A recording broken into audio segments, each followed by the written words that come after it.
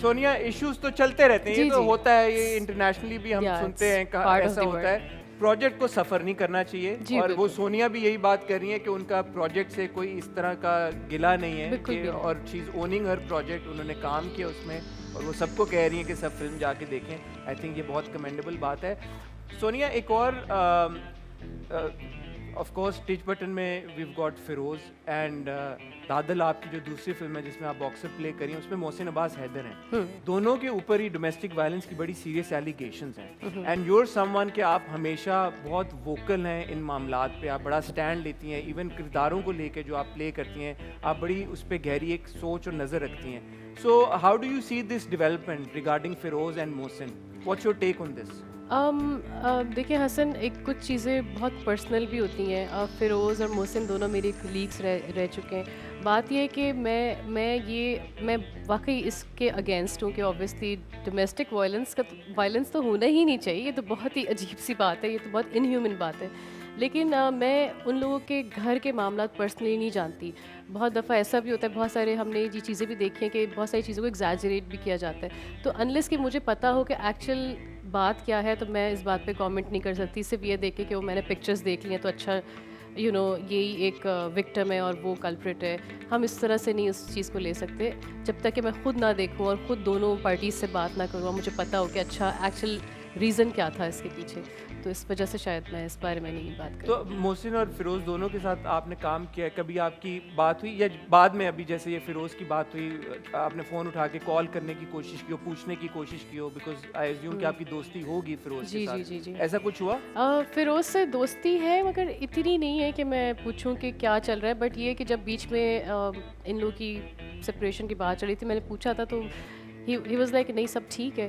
तो फिर उसके बाद मैंने, क्योंकि आपको अच्छा भी नहीं लगता ना, आप किसी के पर्सनल जी। लाइफ में इतना ज़्यादा इन्वॉल्व हो रहे हो। बट ये कि उनके घर की चीज़ें, अब वो ऑब्वियसली जब कोर्ट में चीज़ें चली जाती हैं तो मैं और आप कोई नहीं होते बीच में बोलने वाले। तो आई थिंक सोनिया, इस बात को भी बहुत एक तासुर है कि अगर किसी के ऊपर इल्ज़ाम आ गया है तो आप उनके साथ काम ना करें। कुछ लोग समझते हैं कि आप काम ना करें तो बेहतर है। कुछ लोग ये समझते हैं कि अगर मामला अदालत में है तो जब तक अदालत का फैसला आ नहीं जाता तब तक हमें कोई हतमी फैसला नहीं कर देना चाहिए उनको लेके। आप क्या सोचती हैं? फॉर एग्जांपल, अगर आपको दोबारा मौका मिले, मोहसिन के साथ तो आप कर ही नहीं है, बट अगर आपको दोबारा मौका मिले फिरोज़ के साथ काम करने का या मोहसिन के साथ काम करने का, तब तक जब तक कोर्ट ने फैसला नहीं किया, तो क्या आप उनके साथ काम करेंगी? मैं आपको बताती हूँ, जब मोहसिन की बात चल रही थी उस वक्त हमने एक वीडियो सॉन्ग किया था नबील कुरैशी के बिल्कुल। साथ।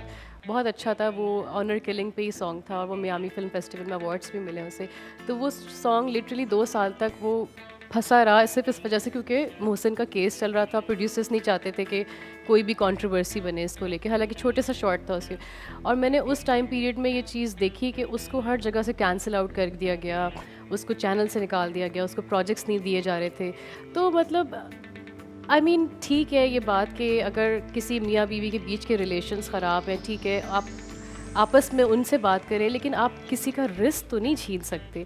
मतलब आप ये तो नहीं कह सकते कोई अच्छा अब इसको घर में बंद कर दो, अब इसको भूखा मार दो। ये मतलब अगर जब तक आप उससे बात नहीं करेंगे, उसको थेरेपी की तरफ लेके नहीं अगर फॉर एग्जांपल अगर सच बात भी है तो आप उसको इस तरह से हेल्प करेंगे, चलो मैं तुम्हें किसी थेरेपिस्ट के पास लेके चलता हूँ, इस चीज़ को डिस्कस करते हैं। एंगर मैनेजमेंट इश्यूज हैं तो उनको एग्जैक्टली, रिजॉल्व करें। लेट्स हैव अ कॉन्वर्सेशन, हम बात करते हैं इस चीज़ को। रादर ये कि उसको और प्रेशराइज किया जाए और उसको ज़िंदगी की तरफ से दूर किया जाए कि अब हम तो तुमसे बात नहीं करेंगे, अब तुम्हें कोई देखेगा भी नहीं शक्ल। तो ये चीज़ें जो है ना, ये आपको सुसाइडल चीज़ों की तरफ लेके जाती हैं। तो आई थिंक ये एक सही रिएक्शन नहीं है किसी चीज़ को हैंडल करने का।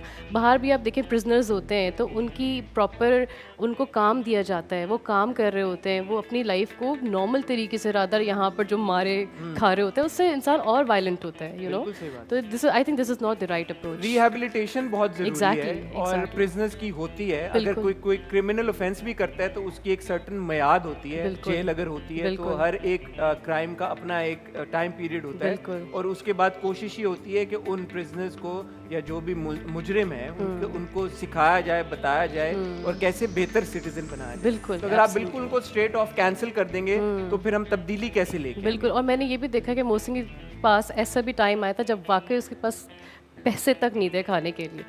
तो मतलब ये तो अच्छी बात नहीं है। मुझे बल्कि पता चला है, आप बिल्कुल आप सही हैं एक तरह से, कि किसी का रिस्क नहीं बंद कर देना चाहिए, उन्हें कम्प्लीटली शन ऑफ नहीं कर देना चाहिए। मोहसिन को as a matter fact express पे ही पहला ड्रामा मिला था इसके बाद, घमंडी के नाम से। सो ज़रूरी है कि अगर किसी के इस तरह के मसाइल हैं उनको रिहेबिलिटेशन की तरफ ज़रूर लेके जाया बिल्कुल, जाए। क्योंकि हमारे यहाँ सिर्फ दो ही अप्रोच होती हैं। एक तो जैसे अभी हमारी बात हुई थी ब्रेक में कि या तो माफ़ कर दिया जाए कि बेटा अपना घर बसा लो, चलो अपना घर मत तोड़ो, जाओ जाओ अपने शौहर के साथ, दोबारा कौन शादी करेगा, ये वाली एक अप्रोच होती है। दूसरी ये होती है कि ओ अच्छा इस बंदे को जान से ही मार दो सारी आवाम के, बस अब तो ये ज़िंदगी सी ख़त्म कर दो। तो आई थिंक ये दोनों जो चीज़ें ना, दोनों बहुत एक्सट्रीम उस पर जाके दोनों ही ठीक नहीं है। कोई मिडिल रास्ता आपको अपनाना चाहिए कि अगर आपको लग रहा है आपके स्पाउस से आपकी नहीं बन रही है तो जस्ट मूव ऑन, आप अलहदगी हो जाए। अलहदगी हो जाए, मतलब एक रास्ता है सेपरेशन का, आप टाइम। और लेकिन वो भी जब होगा जब हम इस चीज़ की अवेयरनेस देंगे, हम लड़कियों को सिखाएंगे कि जब वो पहली दफ़ा आप पे आवाज़ ऊंची करे तो आप उसी वक्त बताएं कि स्टॉप इट, आप मुझ पे चीख नहीं सकते। पहली दफ़ा आपके ऊपर हाथ उठाए तो आप उसको पहले से कहें कि मैं अपने घर चली जाऊंगी, आज के बाद ये चीज़ नहीं होनी चाहिए। आप उस नहज पे क्यों लेकर आते हैं उस चीज़ को कि वो आपको अब्यूज़ करने लगे या मार मार के, कि उसको लगे कि अच्छा ये तो मतलब मेरी मार खाती रहेगी।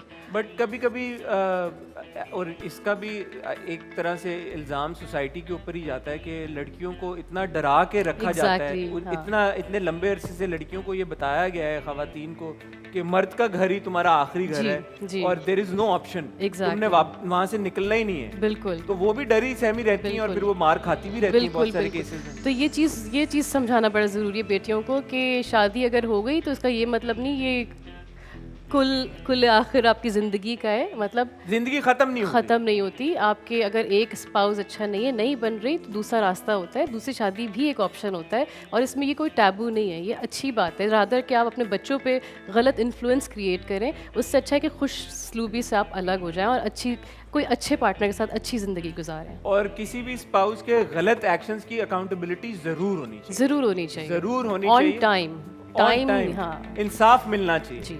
और अगर किसी के जो गलत एक्शंस हैं वो क्रिमिनल हैं तो फिर तो और ज़्यादा ज़रूरी है कि उसके ऊपर जो भी एक अदालत है, जो एक प्रॉपर चैनल है, उसको फॉलो करना चाहिए, अकाउंटेबिलिटी होनी चाहिए और जो भी सज़ा बनती है वो मिलनी चाहिए। बिल्कुल। हाँ, सज़ा के बाद अगर आप किसी को रिहेबिलिटेट करना चाहिए तो वो ज़रूर करना चाहिए, उसकी फैमिली करे उससे, उसको हाँ, करें और उनको ज़रूर उसमें हिस्सा लेना चाहिए। बिल्कुल। ठीक हो गया।